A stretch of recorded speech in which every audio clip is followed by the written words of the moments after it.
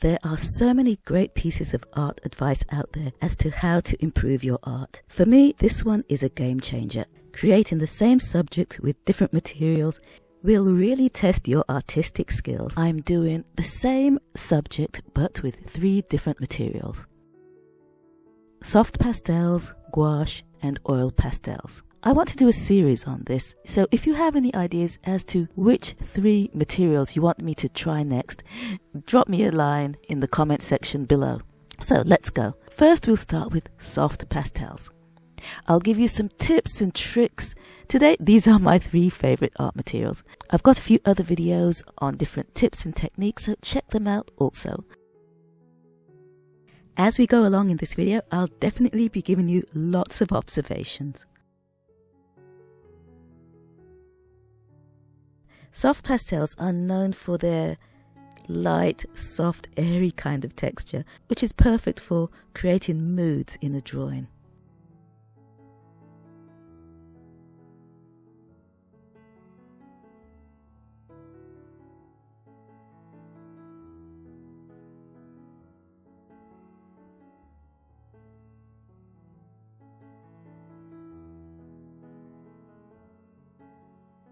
There are many varieties of soft pastels, and of course I'll be using all of them to my advantage.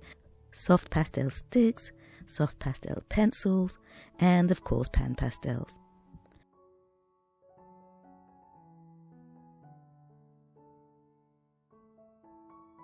Here I'm putting 1 layer on top of each other, remembering not to lay too much pigment down so it leaves room for other layers.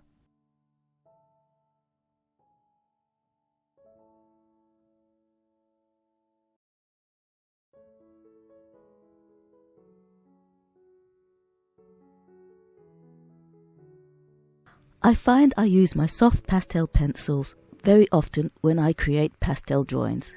They're great for creating patterns and details.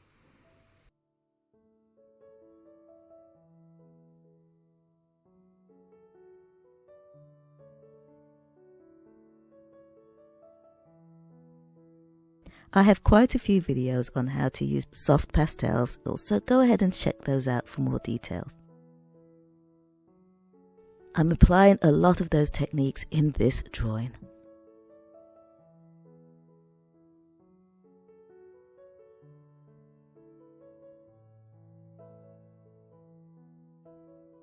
I find soft pastels the messiest of all the materials that I use.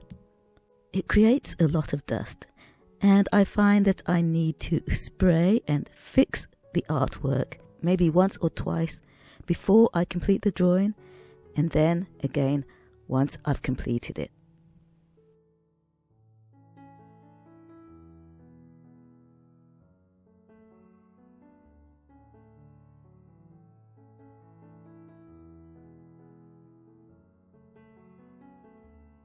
So you're going to see this bokeh effect in a lot of my drawings. It's kind of my go-to background at the moment. Here are the main tools that I use to create my bokeh effect on many of my pastel drawings. It seems to be a go-to background for me. I'll probably leave it out in the next 2 drawings.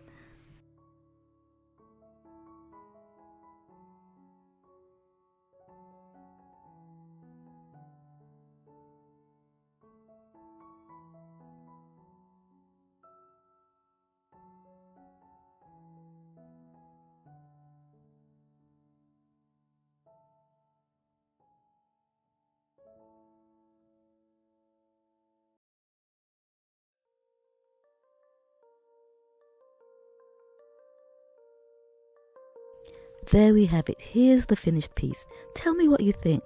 But before I give you my thoughts, let's move on to the next material.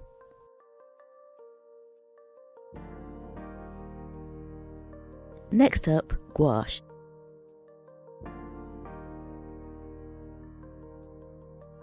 I'm using Rowney gouache for this painting. Rowney, I think, is more of a beginner to intermediate quality paint.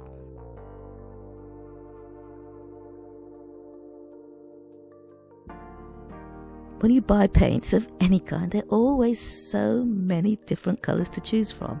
I've watched many videos and there are quite a few artists that use just the primary colours and mix them to get a wide range of colours. And this is what I'm going to do for this painting. It really simplifies things.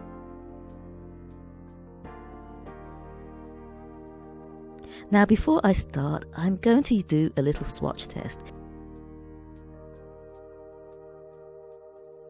First, I'm going to create my red tones for the apple. It's amazing just how many colours you can get with just 3 primary colours. I'm going from a light yellow to a dark yellow to an orange to a deep red and a maroon colour, a dark brownish red. Next up, the greens, which consist of course of mainly blue and yellow. By adding a little red, I can actually make the green a little bit darker. The only additional colour I'll use is white, which I'll use to lighten the colours a little bit.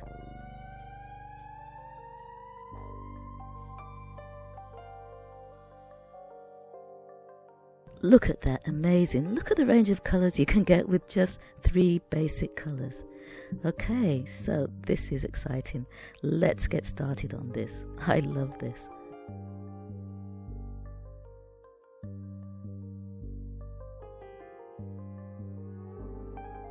Now, truth be told, I haven't used gouache as much as I've used acrylic and watercolour, but I'm really beginning to love gouache. To me, it's almost like a cross between the two. Watercolour is very light and loose and transparent, whereas gouache is opaque and a little bit heavier. Unlike gouache, you can't go back and rework acrylic paint.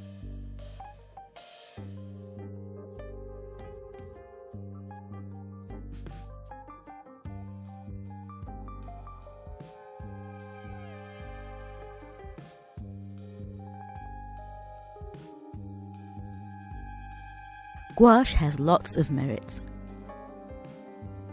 Even once it's dry on your palette, you can actually add a little water and reactivate it. What I've noticed about using gouache in this exercise is that it's best to let one layer dry and then add another layer on top.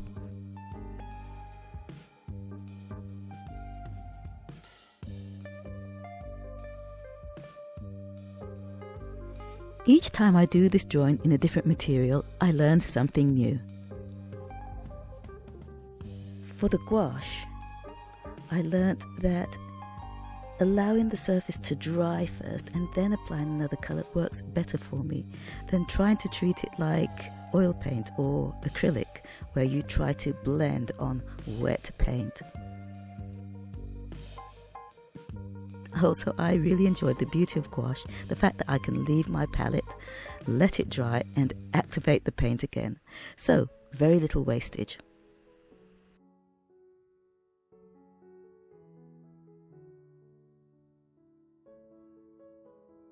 I also found that using coloured pencils with gouache for minute details really works for me.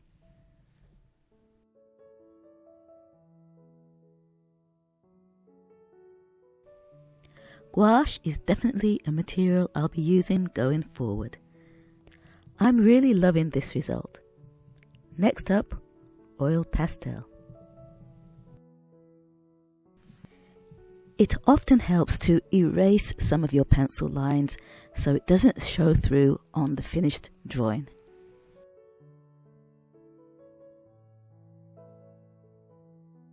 Soft pastels sometimes get a little sticky on the outside, and with that they pick up a lot of dirt and pigment from other pastels. An easy way to deal with this is just to give them a wipe. With each of these materials, you have to use different blending techniques, and doing this exercise really drove that home for me. With the oil pastels, I found that the paper blending stumps worked really well for blending. Fingers, not so much. But with the chalk pastels, using my fingers is my favorite tool of choice. In comparing the methods I used for each of the two types of pastels, I find layering with soft pastels is the key to getting deep, rich colors. With oil pastels, I find that I have to do so much less layering. The material is rich and thick and creamy from the get-go. I don't feel a constant need to fix my drawing. I can keep going until the end because it's not that smudgy. This blending stump works so well with oil pastels. I've also found that if I don't have any sandpaper on hand, I can simply wipe the blending stump and run it along the next color that I'm going to use. This way, no nasty, unwanted streaks or surprises. I've also realized that a set of oil pastels with a wide range of colors will come in really useful. As much as I love these creamy pastels, it's hard to get subtle colors. The greens, for example, are just too bright, and creating shadows are difficult. For shadows, I use a dark blue and a bit of black. I can get a nice sharp point with my oil pastel by shaping it with a craft knife.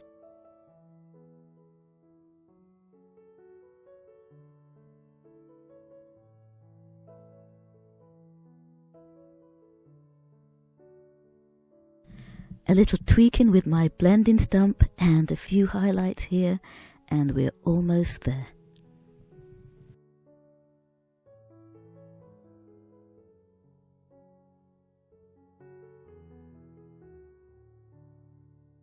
I hope you try this exercise. Choose a simple subject, maybe an apple. I've shown you how to draw an apple in one of my videos, so check it out. I'm curious to find out what you learned by doing this exercise. Let me know in the comments below.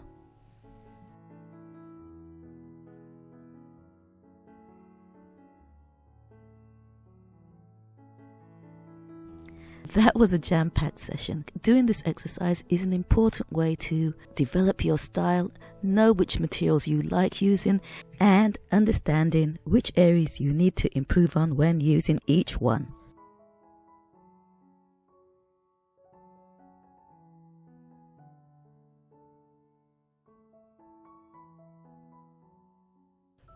Let me know what you think of the results and which technique you like best. Also, let me know if there's any particular material that you'd like me to try.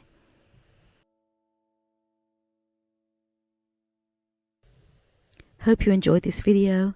Wishing you so much love. Peace.